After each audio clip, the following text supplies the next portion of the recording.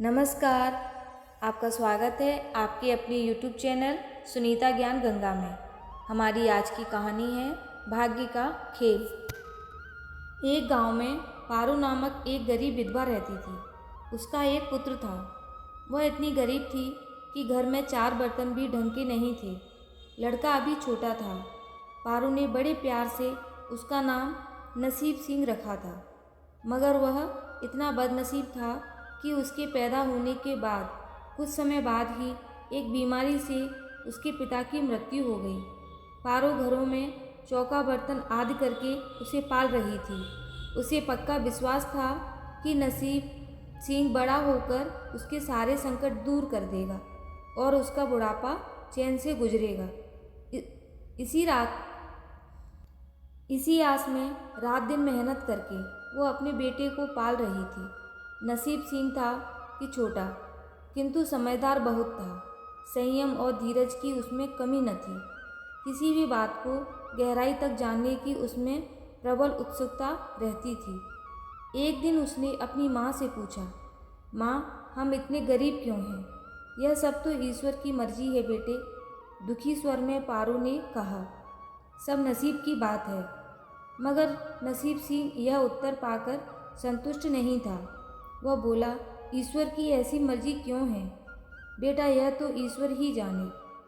अगर ईश्वर ही जाने तो ठीक है, मैं ईश्वर से ही पूछूंगा कि हम इतने गरीब क्यों हैं।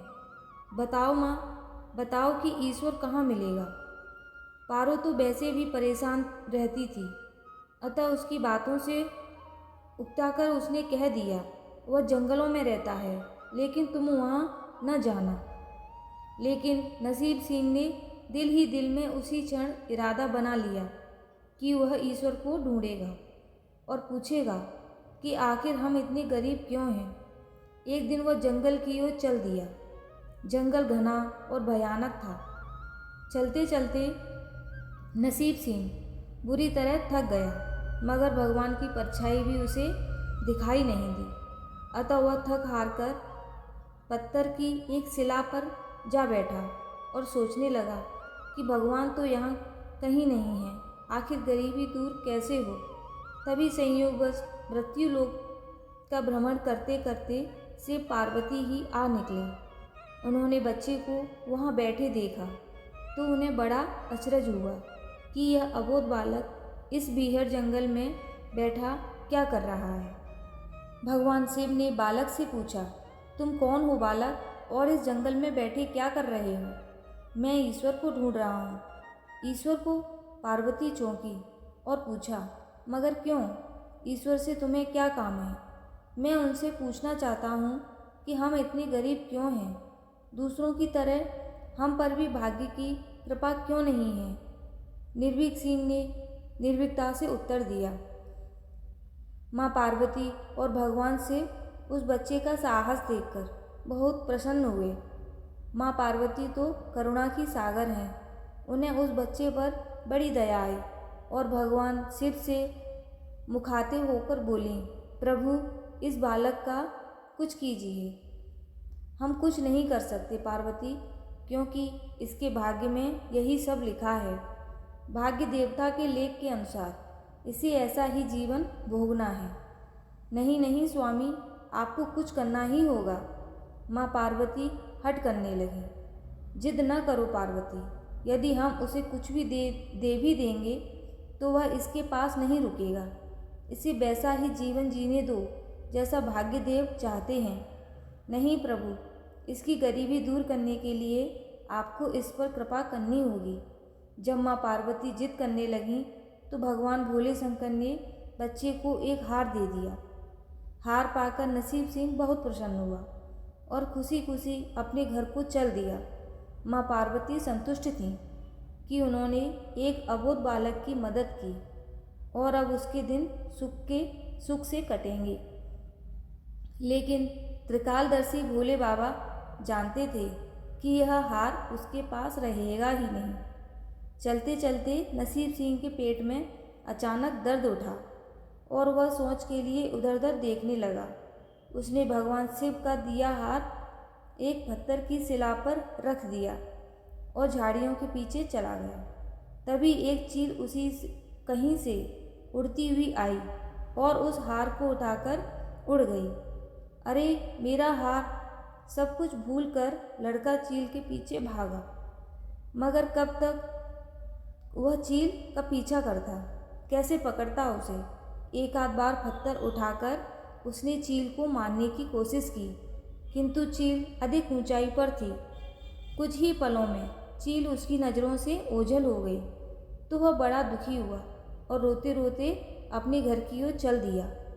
घर पहुंचकर उसने माँ को सारी बात बताई, मगर पारो को उसकी बात पर बिल्कुल भी विश्वास नहीं हुआ। हाँ, उसकी बात सुनकर थोड़ी सी उदास अवश्य हो गई, लेकिन नसीब सिंह माँ की उदासीनता देखकर हतोत्साहित नहीं हुआ। उसने मन ही मन निर्णय लिया कि वह कल फिर वहीं जाएगा और भगवान शिव पार्वती को अपनी विपदा सुनाएगा। उसका विश्वास था कि भगवान शिव उस धूर्त चील को अवश्य ही दंड देंगे। भगवान शिव ने पार्वती से कहा, देखो उसके पास कल वाला हार नहीं रहा, उसे एक चील ले उड़ी है और दूसरा हार पाने वह उस चील को दंड दिलवाने की इच्छा लिए वह लड़का आज फिर आया है। पार्वती देवी ने फिर भगवान शिव से प्रार्थना की कि आप चाहे चील को दंड दें या न दें, किंतु इस लड़के की सहायता करके इसकी निर्धनता दूर करें। हम अब कुछ नहीं कर सकते देवी, यदि तुम जिद करती हो तो हम ब्रह्मा जी से कहते हैं कि वही इस बालक की कुछ सहायता करेंगे। कहकर भगवान शिव ने ब्रह्मा जी को बुलाया और सारी बात बताकर आग्रह किया कि आप ही इसकी कुछ मदद करें। तब ब्रह्मा जी ने लड़के को हीरे की एक अंगूठी दे दी। लड़के ने अंगूठी जेब में रखी और खुशी खुशी अपने घर चल दिया। उसने सोच लिया था कि वह अब एक पल के लिए भी अंगूठी को अपने से अलग नहीं करेगा। चलते चलते अचानक उसे प्यास लगी। वह सरोवर के किनारे पहुंचा और जैसे ही वह चुल्लू भरकर पानी पीने के लिए झुका, वैसे ही उसकी जेब से अंगूठी निकलकर पानी में जा गिरी और इससे पहले कि वह उठाता, एक मछली उसे निगल गई। नसीब सिंह फिर रोते रोते घर आया और माँ को सारी बात बताई। बेटा, जब तक भाग्य में नहीं है तब तक कोई भी चीज़ नहीं रुकेगी। माँ ने उसे दिलासा देते हुए कहा, जब भाग्य देवता खुश होंगे तो मिट्टी भी सोना बन जाएगी, मगर इस प्रकार किसी के देने से हमारी गरीबी दूर नहीं होगी। उसे समझाकर माँ अपने काम में लग गई, मगर नसीब सिंह भी हार मानने वाला नहीं था। उसने मन ही मन सोच लिया था कि वह कल फिर जाएगा। तीसरे दिन वह फिर जा पहुंचा। शिव और पार्वती उसका यह साहस देखकर बहुत खुश हुए। शिवजी ने इस बार ब्रह्मा जी के पास जाकर बात की कि वह लड़का तो बड़ा साहसी है, इसका कुछ उद्धार किया जाना चाहिए। तब ब्रह्मा जी ने सलाह दी कि हमें भगवान श्री हरि के पास जाना चाहिए, वही इसका कोई हल बताएंगे। अतः वह श्री हरि के पास जा पहुँचे। पूरी बात सुनकर भगवान विष्णु ने नसीब सिंह को कुछ हीरे दिए। हीरे पाकर वह बहुत खुश हुआ और इस बार बिना कहीं रुके उसने सीधे अपने घर जाने का निश्चय किया, क्योंकि 2 बार उसकी चीज़ें खो चुकी थीं। जब वह घर पहुंचा, माँ घर पर नहीं थी। अतः नसीब सिंह ने हीरे एक लोटे में रखकर कोने में छिपा दिए और माँ को ढूंढने निकल पड़ा। वह मन ही मन सोचने लगा कि अब माँ को किसी के घर काम करने की क्या आवश्यकता है। अब तो वह भी अमीर बन गए हैं। उधर पीछे से चोर उसके घर में घुसे और जो भी सामान हाथ लगा लेकर भाग निकले। उस सामान में लोटा भी था जिसमें हीरे रखे थे। जब वह माँ के साथ वापस आया तो देखा कि हीरे गायब थे। इतना ही नहीं, घर का दूसरा सामान भी गायब था। अब तो उसकी माँ को बहुत गुस्सा आया। वह बोली, क्यों मुझे नई नई कहानियाँ सुनाकर पागल बनाता जा रहा है। सारा दिन आवारा की तरह इधर उधर भटकता रहता है और शाम को पिटाई के डर से कोई नई कहानी सुना देता है। माँ की डांट सुनकर लड़का रोने लगा। वह तो केवल वही जानता था कि जो कुछ भी उसने बताया था वह सत्य था। डांट खाकर लड़के की हिम्मत और बढ़ गई और अगले दिन वह फिर उसी स्थान पर जा पहुंचा। भगवान भोले शंकर सोचने लगे कि इस पर इतनी मुसीबतें पड़ी, लेकिन इसने हिम्मत नहीं हारी। इससे वह बहुत प्रसन्न हुए और भाग्य देवी के पास जाकर बोले, यह लड़का बहुत ही साहसी, हिम्मती और धीरज वाला है। ऐसा व्यक्ति अभागा नहीं हो सकता। इसे कुछ दे दो। आज्ञा पाकर भाग्य की देवी ने नसीब सिंह को सोने का एक सिक्का दिया। सिक्का लेकर नसीब सिंह खुशी खुशी अपने घर को चल दिया। जब उसने घर जाकर वह सिक्का अपनी माँ को दिया तो उसकी माँ बहुत खुश हुई। अब क्योंकि उन पर भाग्य देवी की कृपा हो गई थी, अतः सारे काम ही अपने आप शुभ होने लगे।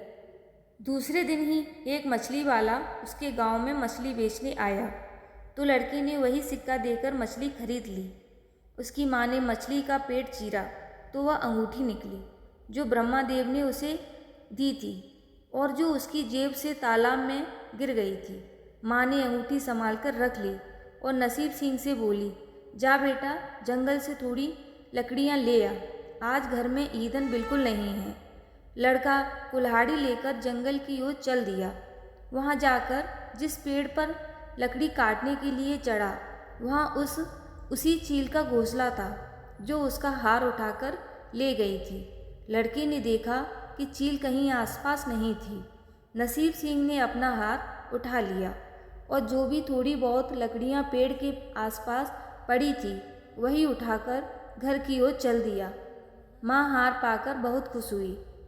अब तो देखते ही देखते उनके दिन बदल गए। घर में किसी चीज़ का अभाव नहीं रहा। फिर ईश्वर की कुछ ऐसी करनी हुई कि जो चोर उसके घर से हीरे चुरा कर ले गए थे, उन्हें सपने में महादेव ने चेतावनी दी कि जो हीरे उस लड़के के घर से चुरा कर लाए थे वे तुरंत वापस कर दो, वरना तुम्हारा सर्वनाश कर दूंगा। चोर उसी दिन हीरे उसके घर पर दे गए और अपनी गलती के लिए माफ़ी भी मांगी। इस प्रकार उस अभागे का भाग्य चमक उठा। अब उसके घर में किसी चीज़ की कमी नहीं थी और गरीबी सदा के लिए समाप्त हो गई। कहानी सुनने के लिए आपका बहुत बहुत धन्यवाद। राधे राधे। जय श्री कृष्ण। पूजा अर्चना की जाती है। सबसे पहले भगवान गणेश की पूजा करें। किसी भी शुभ कार्य से पहले भगवान गणेश की पूजा की जाती है। माता पार्वती, भगवान शिव